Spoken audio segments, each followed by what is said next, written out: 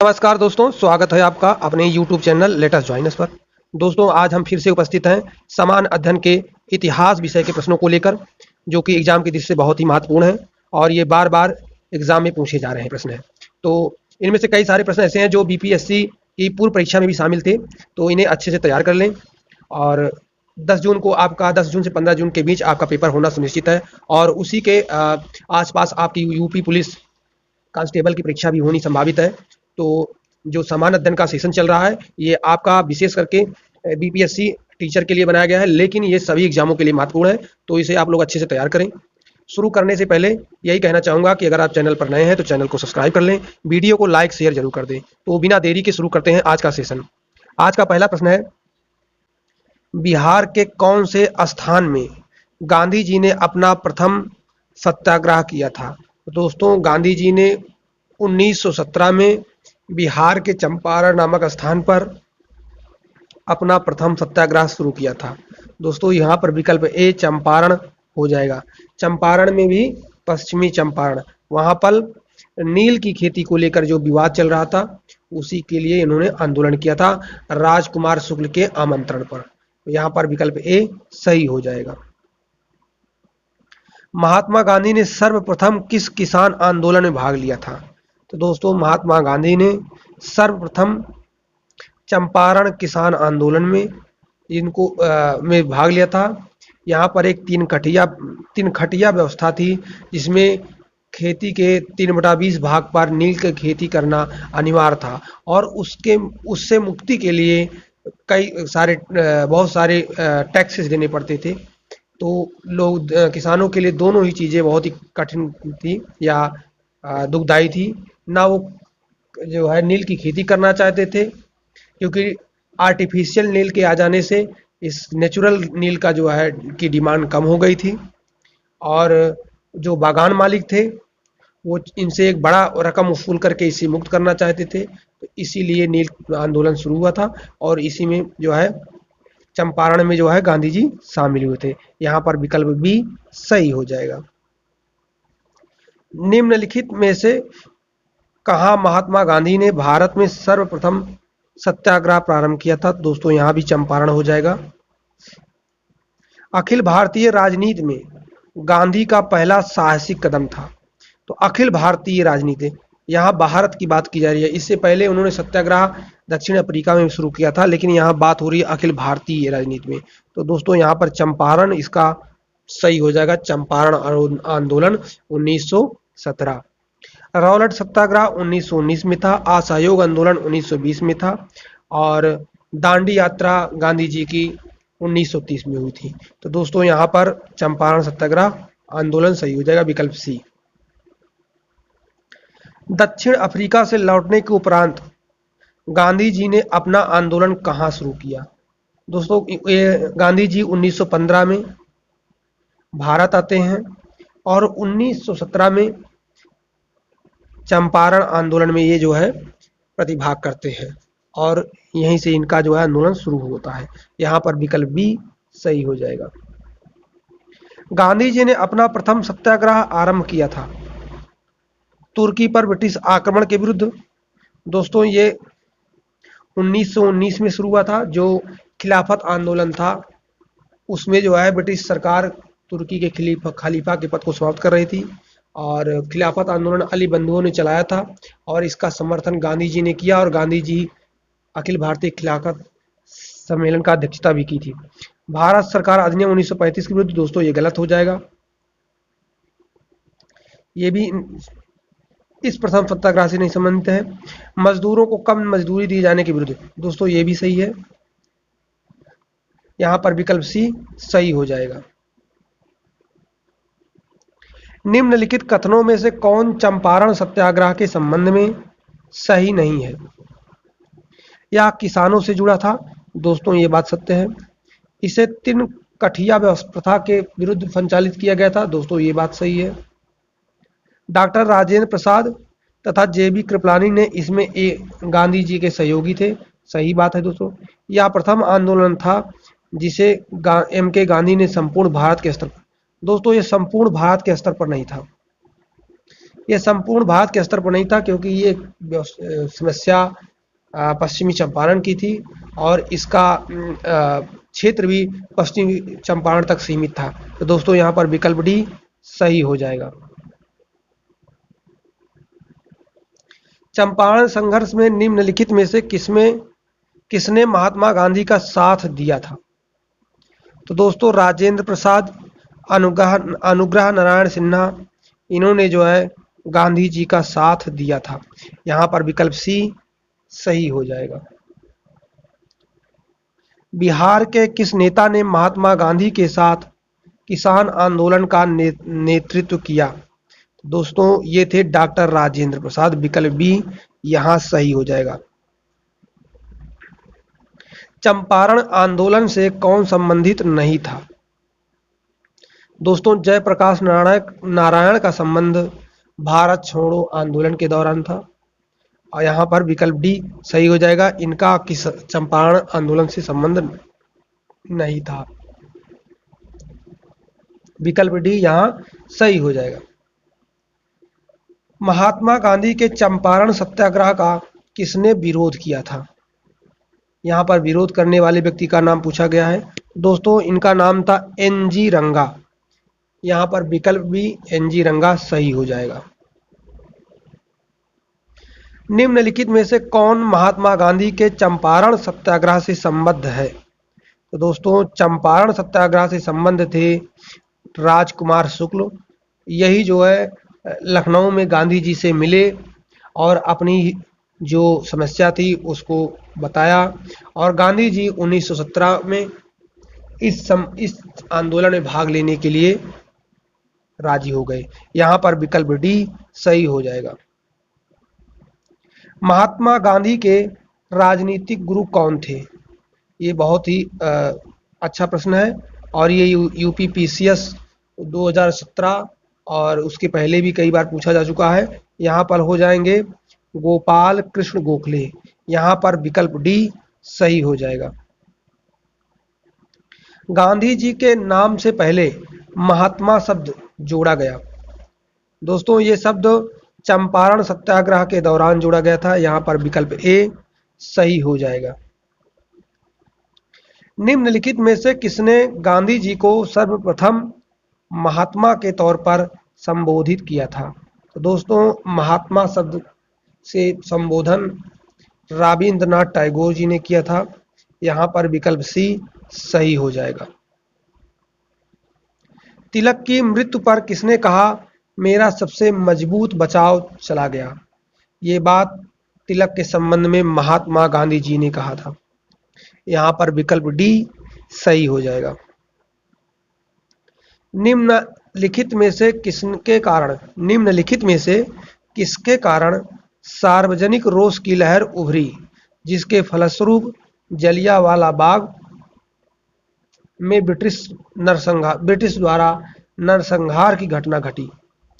दोस्तों ये रोष की जो लहर थी ये रॉलेट एक्ट को लेकर थी। इसे बिना वकील बिना दलील का कानून कहा जाता था।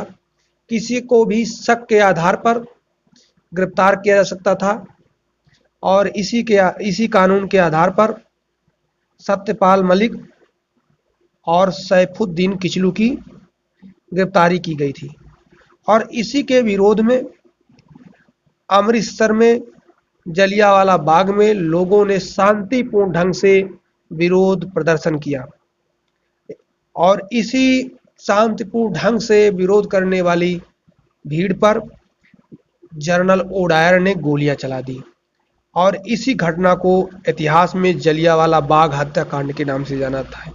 दोस्तों यहाँ पर विकल्प सी सही हो जाएगा। चंपारण में तिनकठिया प्रथा का तात्पर्य था। दोस्तों इसका मतलब ये था 3/20 भूभाग पर नील की खेती करना अनिवार्य था। यहाँ पर विकल्प ए सही हो जाएगा।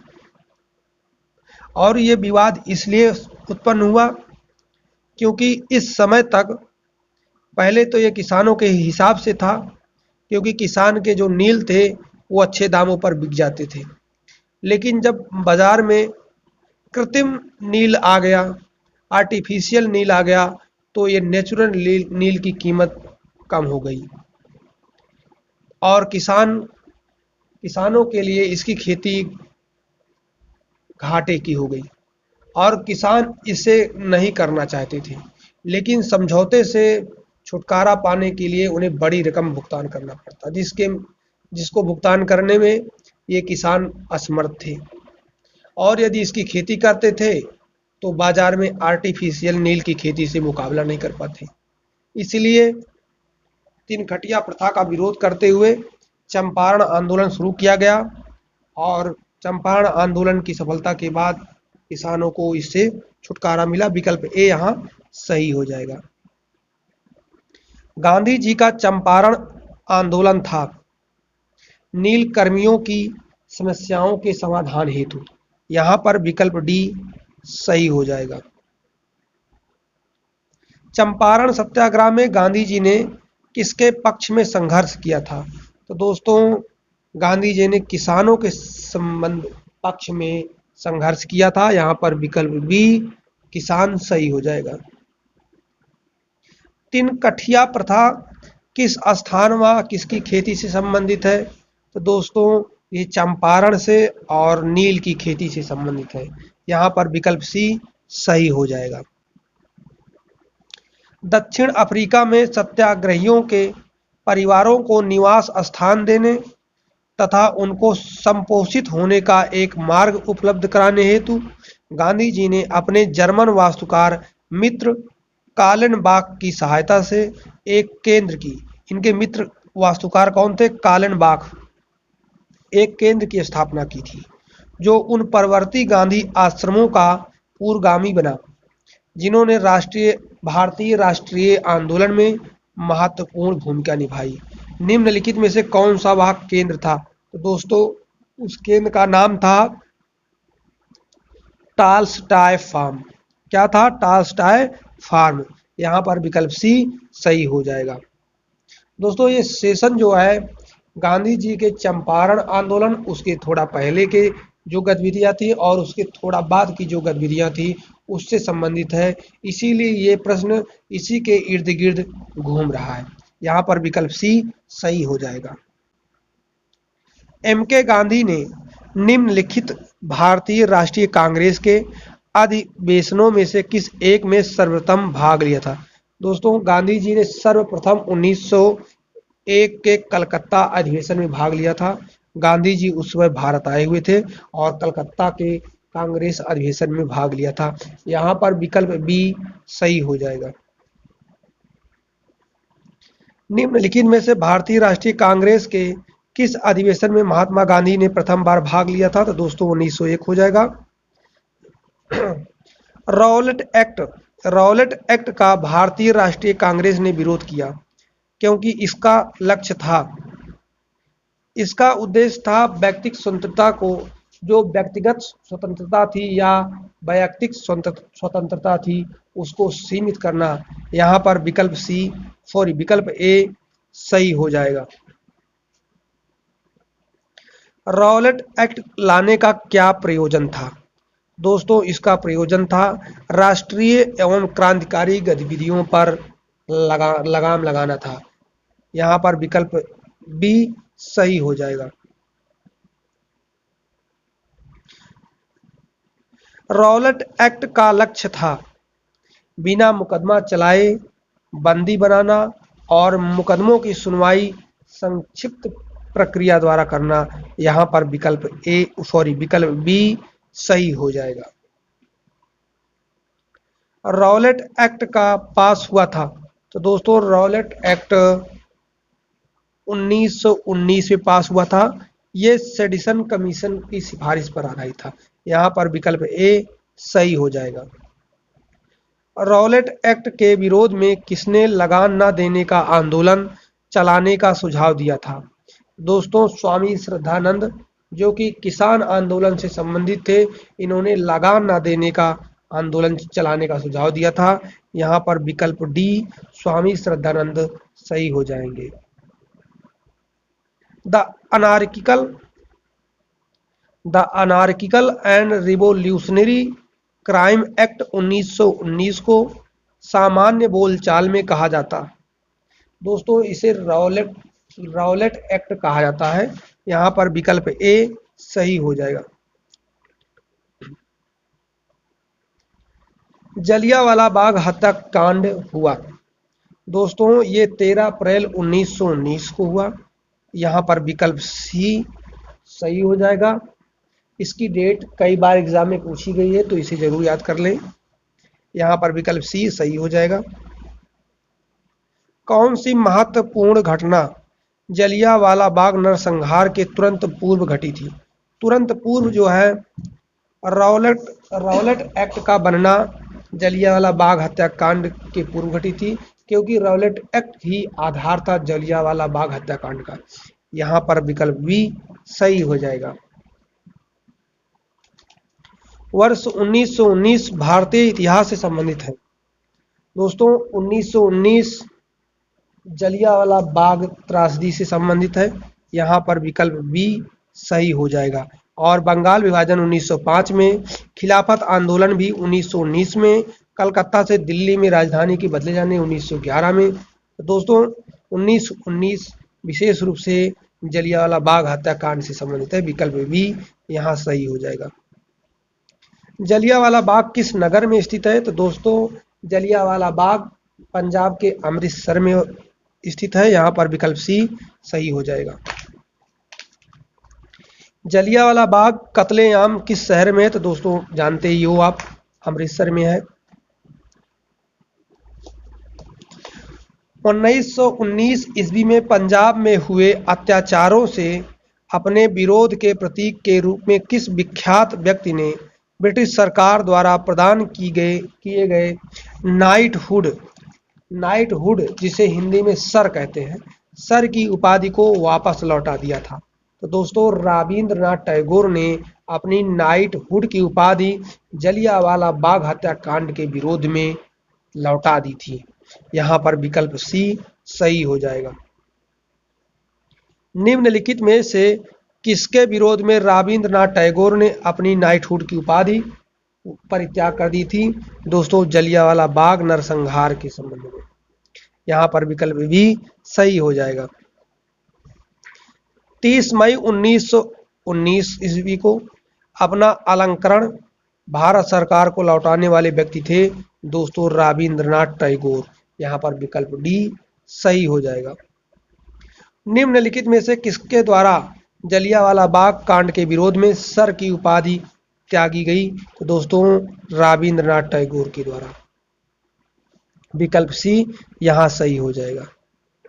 भारतीय स्वतंत्रता संघर्ष के दौरान निम्न में से किन की गिरफ्तारी के विरोध में काफी संख्या में निहत्थे लोग अमृतसर में जलियांवाला बाग में 13 अप्रैल 1919 को इकट्ठे हुए थे? तो दोस्तों सैफुद्दीन किचलू और सत्यपाल मलिक के गिरफ्तारी के विरोध में। यहाँ पर विकल्प सी सही हो जाएगा। काफी संख्या में लोग अमृतसर के जलियांवाला बाग में 13 अप्रैल 1919 को एकत्रित हुए थे गिरफ्तारी के विरोध में। तो दोस्तों आप जानते ही हो सैफुद्दीन किचलू और डॉक्टर सत्यपाल मलिक के गिरफ्तारी के विरोध में। यहाँ पर विकल्प डी सही हो जाएगा।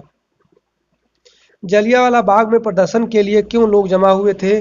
दोस्तों किचलू तथा सत्यपाल के बंदी बनाने के विरोध के प्रदर्शन में। यहाँ पर विकल्प बी सही हो जाएगा। जलियांवाला बाग हत्याकांड की जांच के लिए बनाई गई समिति का नाम था? तो दोस्तों समिति का नाम था हंटर कमीशन। यहाँ पर विकल्प बी सही हो जाएगा। तो दोस्तों एक हंटर कमीशन का संबंध जलियांवाला बाग हत्याकांड की जांच से है, तो एक हंटर कमीशन और है, उसका संबंध किससे है? इसका जवाब आप लोग कमेंट बॉक्स में लिखेंगे। यहाँ विकल्प बी सही हो जाएगा। जलियांवाला बाग नरसंहार पर कांग्रेस जांच समिति की रिपोर्ट के प्रारूप लिखने का कार्य सौंपा गया था दोस्तों महात्मा गांधी जी को। यहाँ पर विकल्प बी सही हो जाएगा। निम्न में से गांधी जी के राम राज्य के युगल सिद्धांत कौन थे? दोस्तों राम राज्य के युगल सिद्धांत सत्य तथा अहिंसा। यहाँ पर विकल्प बी सही हो जाएगा। महात्मा गांधी के राम राज्य के युगल सिद्धांत कौन थे? तो दोस्तों सत्य और अहिंसा, यहाँ भाई विकल्प डी सही हो जाएगा। जलियांवाला बाग में किस अंग्रेज अफसर ने गोलियां चलवाई थी? तो दोस्तों जनरल डायर ने गोलियां चलवाई थी, यहाँ पर विकल्प डी सही हो जाएगा। निम्नलिखित घटनाओं में से किस एक को मॉन्टेगू ने निवारक हत्या के नाम से विशेषीकृत किया है? तो दोस्तों जलियांवाला बाग नरसंहार को मॉन्टेगू ने निवारक हत्या के नाम से विशेषीकृत किया है, यहाँ पर विकल्प बी सही हो जाएगा। जनरल डायर का नाम किस घटना से संबंधित है? तो वो लोग जानते ही हो, जलियांवाला बाग हत्याकांड से, विकल्प डी सही हो जाएगा। जलियांवाला बाग हत्याकांड के लिए जिम्मेदार जनरल डायर को निम्न में से किसने मार डाला? तो दोस्तों इनकी हत्या सरदार ऊधम सिंह ने की थी, यहाँ पर विकल्प सी सही हो जाएगा। तो दोस्तों आज के सेशन में इतने ही प्रश्न थे, जो कि जलियांवाला बाग, रॉलेट एक्ट, चंपारण सत्याग्रह, खिलाफत आंदोलन, ये जितने भी मूवमेंट थे और घटनाएं थे, इनसे बनने वाले प्रश्न थे। तो दोस्तों जो भी इससे बनने वाले संभावित और ज़रूरी प्रश्न थे, हमने उस पर चर्चा की है। आगे भी ये चर्चा जारी रहेगी, और जारी रखने के लिए चैनल को जरूर सब्सक्राइब कर लें, वीडियो को लाइक शेयर जरूर कर लें, और यदि किसी प्रकार की सुझाव हो या किसी अन्य टॉपिक पर आप लोग कंटेंट चाहते हो, तो भी कमेंट के माध्यम से बताएं, उस पर जरूर ध्यान दिया जाएगा।